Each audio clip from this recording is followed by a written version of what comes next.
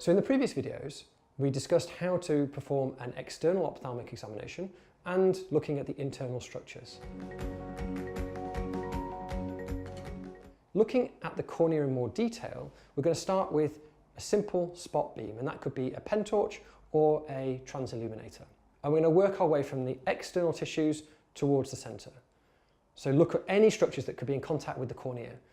Start with the dermal tissues, the eyelid margins, look for any abnormal hairs that could be in contact with the cornea, be them distichia or normal hairs pointing into the cornea, such as trichiasis.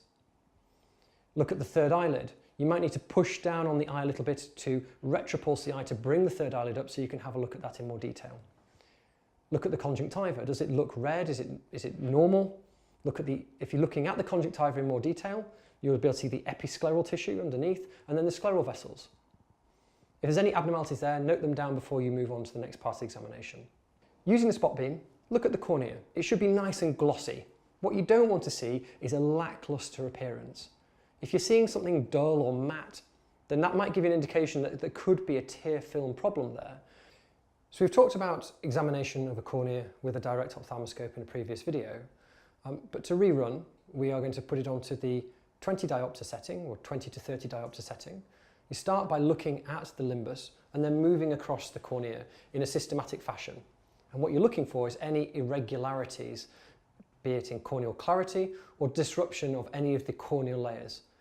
And the cornea is made up broadly in three layers: the outer epithelium, the middle stromal layer, and the inner endothelium. Keep the ophthalmoscope on a spot beam and sweep across the eye. You may find it useful to switch to a slit beam setting, which hones down your view so that you can then pick out the individual parts of the cornea, the epithelium, the stroma, and the endothelium. You will need the magnification of a direct ophthalmoscope to be able to do this. You simply cannot get that information with the naked eye.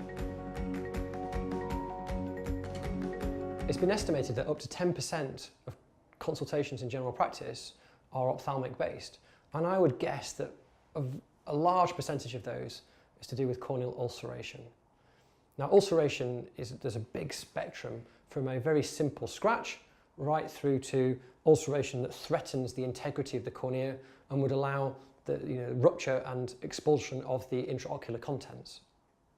When assessing corneal ulceration, we use fluorescein dye to do that, and the fluorescein dye will stick to the stroma, whereas it is repelled by the epithelium.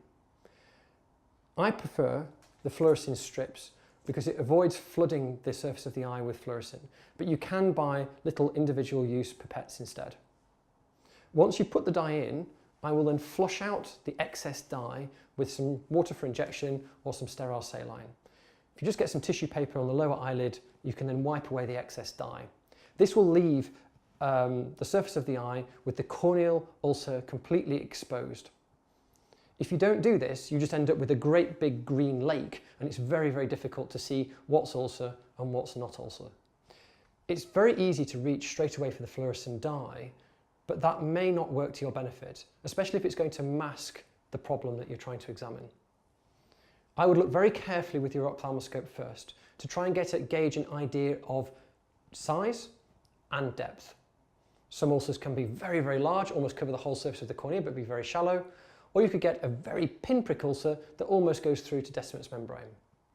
Assessing depth can be extremely difficult to do.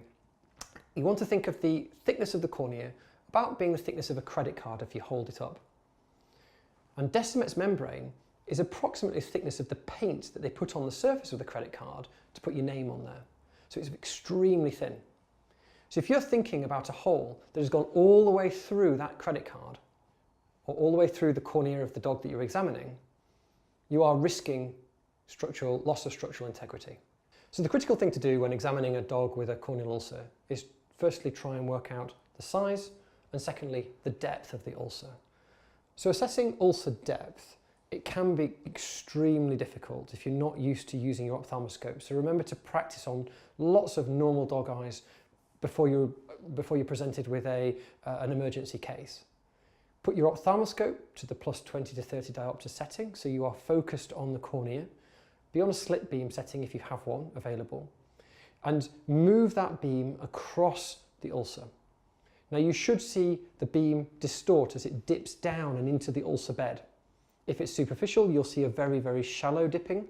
If it's a very deep ulcer, you will see the beam dipping down into the depths of the ulcer before rising out on the other side. And a deep ulcer would be loss of the epithelium, the stroma, the majority of the stroma, or total loss of stroma down to decimates membrane. Now, decimate membrane is pretty much the last bastion of containment before you have a corneal rupture. If you've got an ulcer like that, it would certainly be worth taking advice from an ophthalmologist before proceeding further. When trying to assess the depth of a corneal ulcer, it's worth looking for other clues.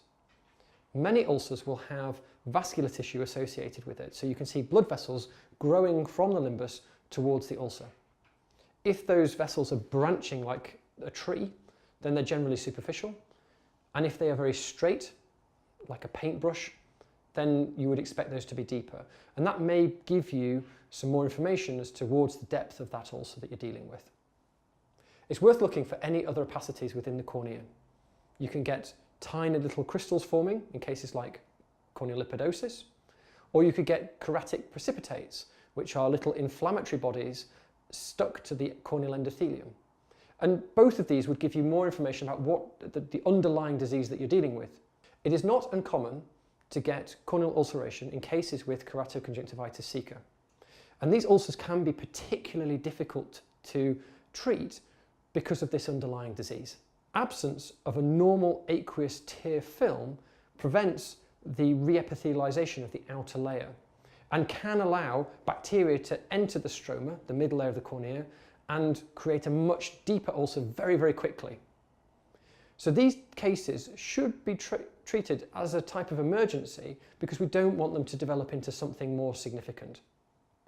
If you can see signs of significant bacterial infection, so if the ulcer looks like it could be melting and the cornea is becoming more gelatinous, you must seek immediate advice from your local ophthalmologist.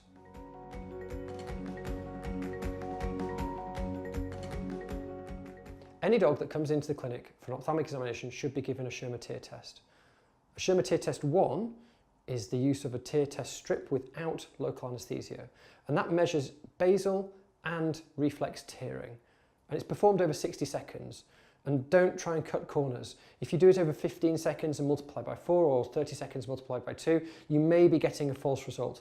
The only time that I would not do a Schirmer tear test is when the eye looks particularly fragile. So if there's a very deep ulcer or a corneal rupture, because the test itself could irritate the surface of the eye and make that problem worse. Now, to perform the Schirmer tear test, we would bend the end of the Schirmer tear test strips within the packet. That avoids getting grease from your fingertips onto the Schirmer tear test strip. Now that grease could interfere with the test results. I pull down the lower eyelid and I place the Schirmer tear test strip into the lower conjunctival fornix. We time 60 seconds and hopefully the blue dye on the strip has moved up into normal range. And that range is between 10 and 25 millimeters over a minute. If the reading is less than 10, then we've got to start thinking about, could this dog have dry eye? And less than 5, we're really starting to get concerned. Likewise, if the tear production is off the scale, could there be something there that's making this dog's eyes irritated so it's producing more tears than normal? You can get false results. You can get dogs with dry eye that come in with lots of tears or with normal tear production. And those dogs might have something like a corneal ulcer.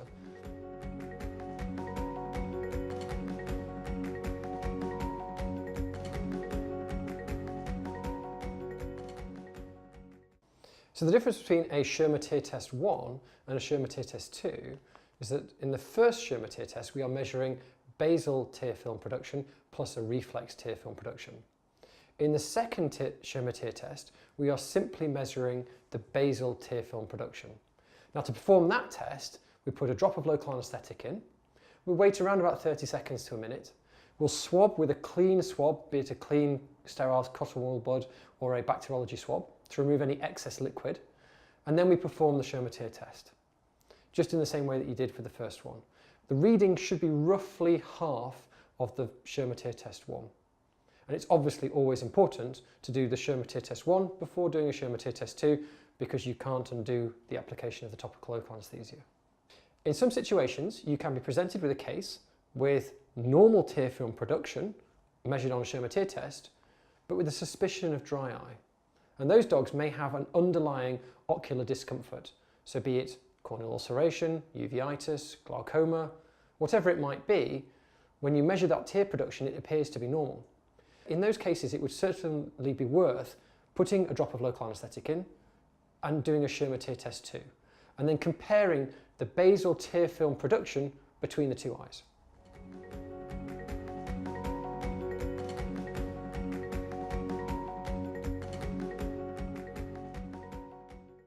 It's worth remembering that some breeds are predisposed to dry eye, such as Westies and Bulldogs.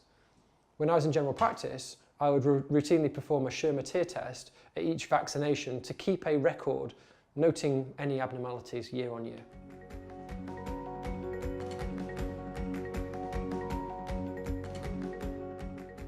So the Schirmer tear test measures the aqueous portion of the tears, but that's not the whole story, because the tear film is made up of three composite parts.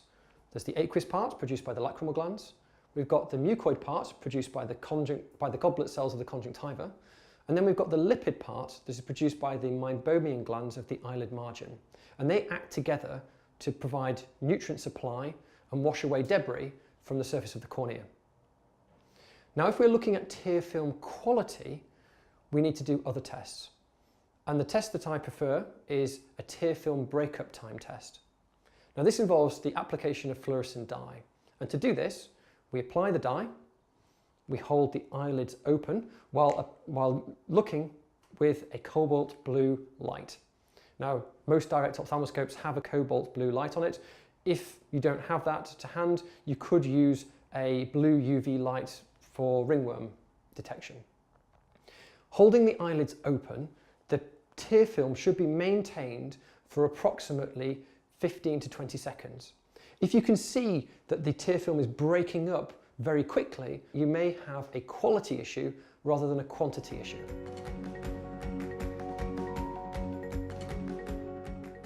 Keratoconjunctivitis sicca covers a whole spectrum of disease, with some very, very mild forms and others very severe, devastating forms. In the majority of cases with keratoconjunctivitis sicca, we will see signs of inflammation, be that inflammation of the conjunctiva, cornea, blood vessels growing through the cornea in a similar fashion to the development of corneal ulceration. Look very, very closely with your ophthalmoscope to see if you can spot any of these signs. We'll also see the overproduction of mucus. So a lot of cases will have a mucoid or mucopolent ocular discharge. And very commonly clients will come in saying, my dog's fine all day, but every morning it wakes up with really sticky eyes. And that immediately should ring alarm bells. If you're presented with a dog with a really severe mucopolent discharge, don't discount the fact that it could also have an infection. Dogs with dry eye are more prone to picking up bacterial infection than your average normal dog with a normal tear film production. So remember to send your swabs away for bacteriology before starting any other treatment. So the critical thing with treating dogs with dry eye is to try and restore their normal tear film production. And normal natural tears are by far better than any artificial tear supplement that we can give. However, artificial tears have their place, and it is critical, especially in the early stages, before we've got control of this disease, to make sure that we don't have any ongoing corneal abrasion from a lack of lubrication. Before we start with treating the dry eye, we have to try and work out where this has come from. Now, in the majority of cases, it's thought to be immune-mediated destruction of the lacrimal gland, of the lacrimal tissue. But there are other diseases that can affect lacrimal tear production, including systemic diseases such as endocrinopathies. Diabetes can affect tear production, Cushing's disease, or there could be drug-induced failure of the lacrimal tissue, especially with the use of sulfonamides.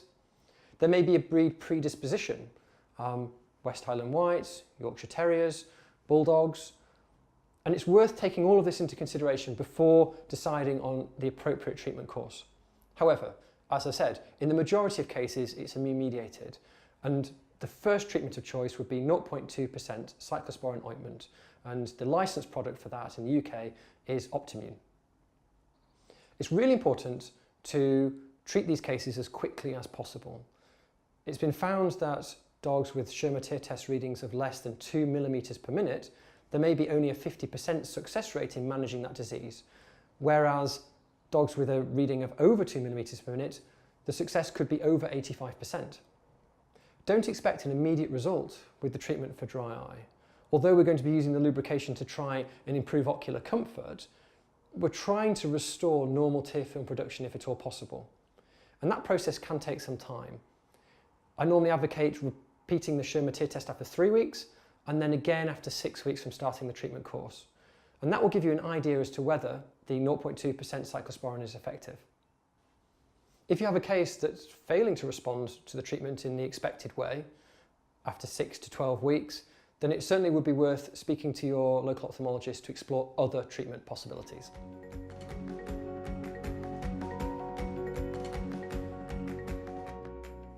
Although we are trying to restore normal natural tear film production with the cyclosporin, that is not going to happen instantaneously. And we have to use artificial products for tear film replacement therapy. And that should be done alongside the cyclosporin.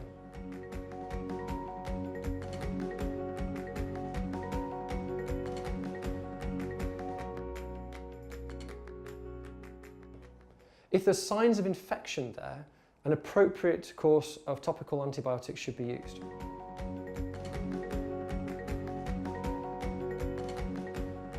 In this video, we've looked at the close examination of the cornea, assessing for corneal ulceration, size, depth and shape of that corneal ulceration, and how that corneal ulceration may have come about. We've looked at performing a Schirmer tear test 1 and Schirmer tear test 2, and we've discussed Keratoconjunctivitis sicca. If you want further information on different ocular diseases, there are a number of very comprehensive textbooks, or just speak to your local ophthalmologist.